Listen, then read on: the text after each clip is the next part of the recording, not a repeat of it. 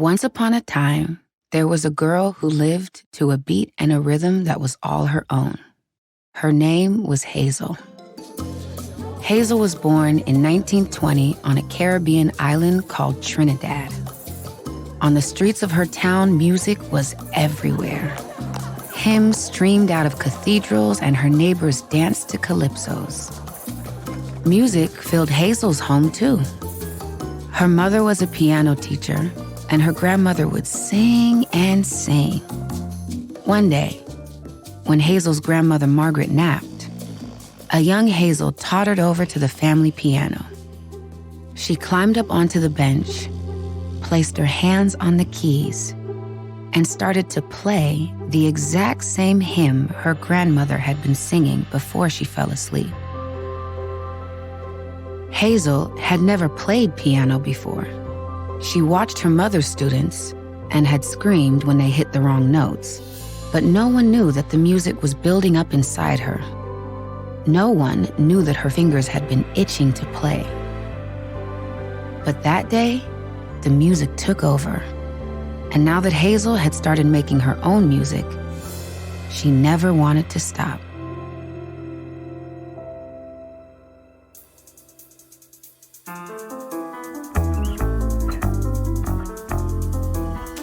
I'm Andra Day, and this is Goodnight Stories for Rebel Girls, a fairy tale podcast about the rebel women who inspire us. This week, Hazel Scott.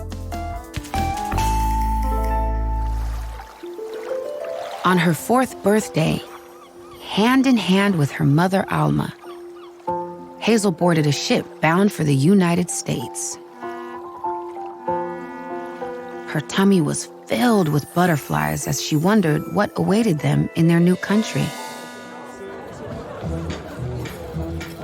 Hazel and her mother made their home in a part of New York City called Harlem. Harlem was full of people from different places who spoke many different languages. Hazel loved listening to the music made from their words and accents mingling in the air. Still, adjusting to her new life was difficult.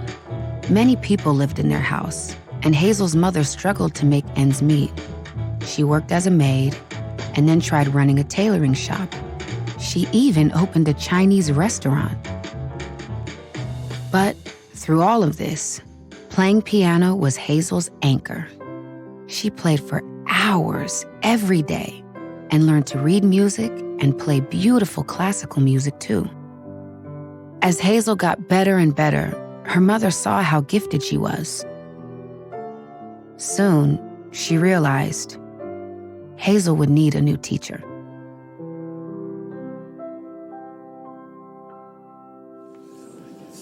In 1928, 8-year-old Hazel sat in front of a large piano on a stage.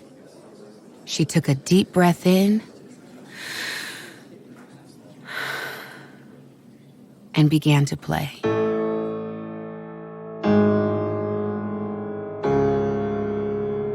In the audience, her mother sat with a professor at the Juilliard School, a famous music school in New York. Juilliard only accepted students who were 16 or older. But Alma had convinced them to let Hazel audition. Hazel had chosen a difficult song by the famous composer Rachmaninoff. She knew it by heart, and even though her little hands were too small to play it the way it was written, she wowed her audience. Hazel was admitted to Juilliard, but she was only 8, too young to take regular classes. A professor offered to give her private lessons. Hazel was likely the youngest student and one of the only Black students to study at Juilliard at that time.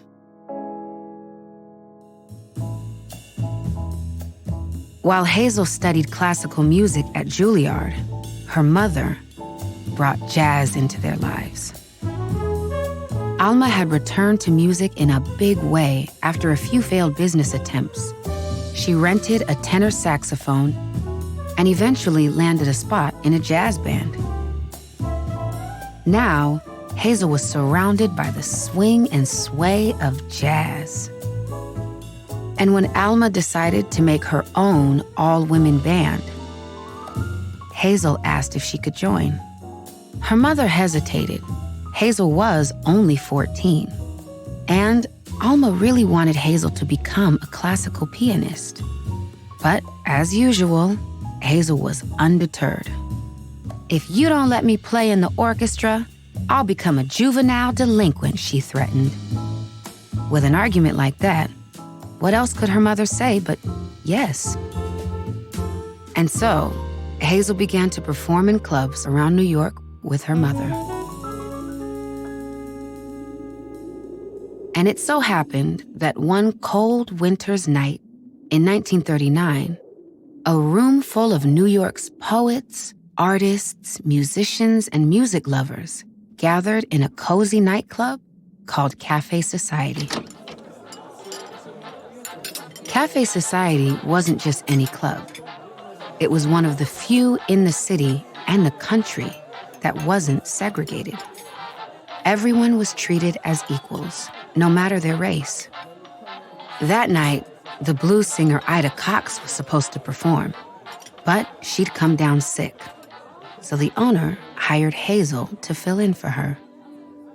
At only 19 years old, Hazel walked onto the Cafe Society stage wearing a satin strapless gown and fresh gardenias in her hair.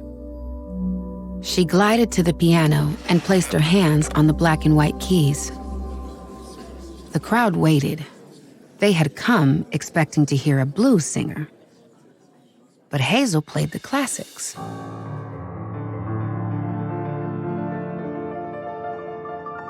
Then, midway through a song, she started speeding up, and the song became something else entirely.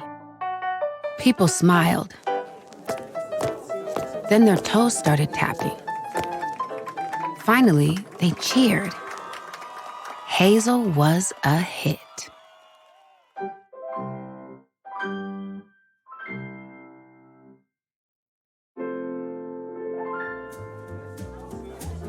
Within just a few years, Hazel was one of the most popular artists in the city. She played to sold-out crowds at Carnegie Hall, on Broadway, and in venues all around New York. Her friends were other famous musicians and celebrities, too. She bought herself everything she'd ever wanted and drove around the city with a private chauffeur. Hazel was also determined to stand up for herself and her beliefs. She spoke out about racial injustices and refused to play for segregated audiences. This meant there were a lot of places she couldn't perform in, but she always stood by her principles. Then, in 1942, Hollywood came calling. At that time, there weren't a lot of movie roles for Black women. Hazel had seen her fair share of talented actors and musicians of color who were put into demeaning roles and costumes. So she told her agent that if Hollywood wanted her, she had some rules. First, she wouldn't play a maid. Her skin color would not be altered. She'd wear her own clothes and jewels, and she'd always appear as herself. And she was a powerhouse performer. In one mesmerizing performance, she played on 2 grand pianos at once. Hazel smiled at the camera as she swiveled from one piano to the other before finally playing both at the same time. But Hazel's commitment to her principles would also get her into trouble. On the set of one film, Hazel shut down production for 3 days by insisting that the Black performers be treated more respectfully. This cost the executive producer lots of money. Enraged, he told her, "You'll never make another picture as long as I live." And he was right. Hazel returned to New York and left the movie business behind for good. Though she could no longer do films, Hazel still performed. During a show at Cafe Society, she caught one particular audience member's eye, Adam Clayton Powell Jr. Adam was a well-known minister from Harlem who was outspoken about racial justice. He was full of charm and fire, and they eventually married in 1945, just a few months after Adam was sworn in as the first Black United States Congressman from the East Coast. Adam loved Hazel, but he was intimidated by her too. He worried about what his congregation thought of her. He knew many people thought nightclubs weren't respectable, so he asked her to leave Cafe Society and give up performing at clubs and lounges. Reluctantly, Hazel agreed and focused on performing in concert halls and playing to sold-out crowds across the country.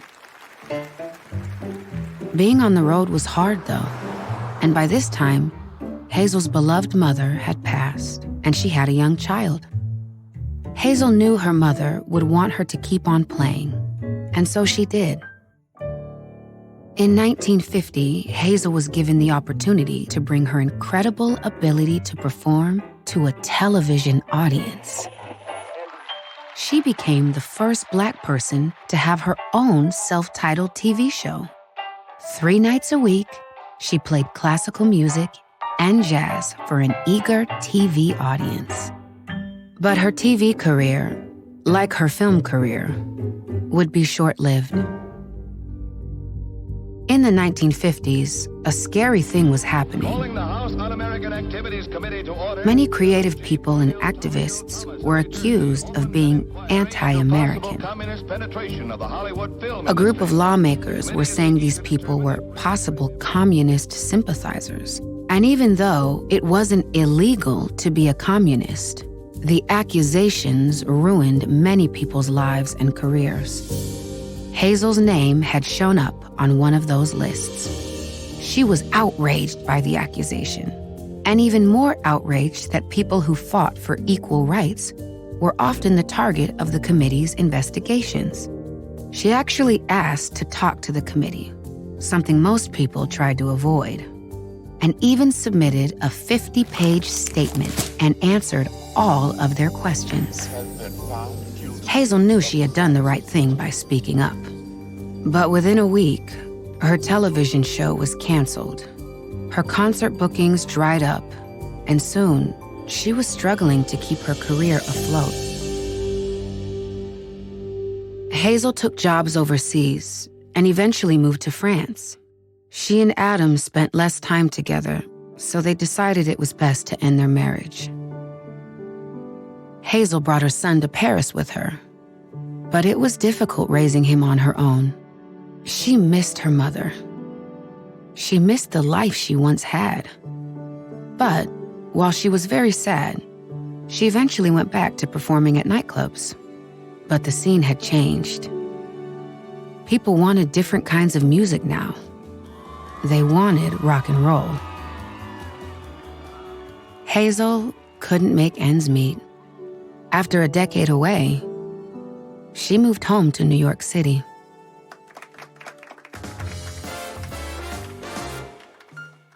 Despite all the difficulties, Hazel never stopped playing. At clubs and concerts, she played what she loved, jazz and love songs. She recorded albums that critics said were the best she'd ever made. She played to small audiences where she didn't make a lot of money, but she made great music. Sometimes she would think about those long-lost days at Cafe Society, smiling at the audience as she swung a song by Bach. She remembered the possibility and the promise that the piano had opened up to her. Her heart may have ached as she remembered all she'd lost. Loved ones, her biggest gigs, fame. But her son beside her helped her to realize she had gained so much.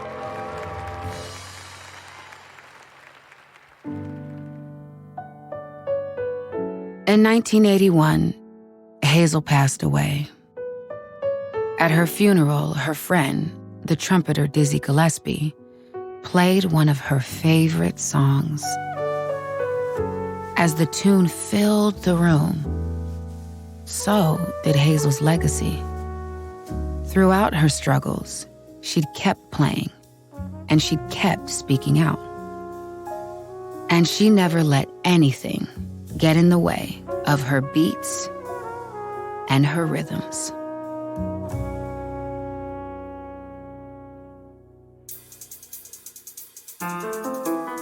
Today's episode was hosted by Grammy-nominated singer, songwriter, and actress, Andra Day.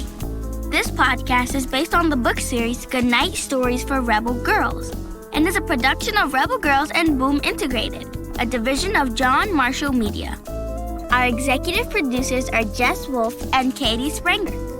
This season was produced by John Marshall Cheary, Sarah Storm, and Robin Lai. Corinne Peterson is our production manager. This episode was written by Alexis Stratton and edited by Katie Sprenger. Proofread by Ariana Rosas. Original theme music and sound design by Elettra Bargiacchi, and final mix by Mattia Marcelli. Until next time, stay tuned and stay rebel.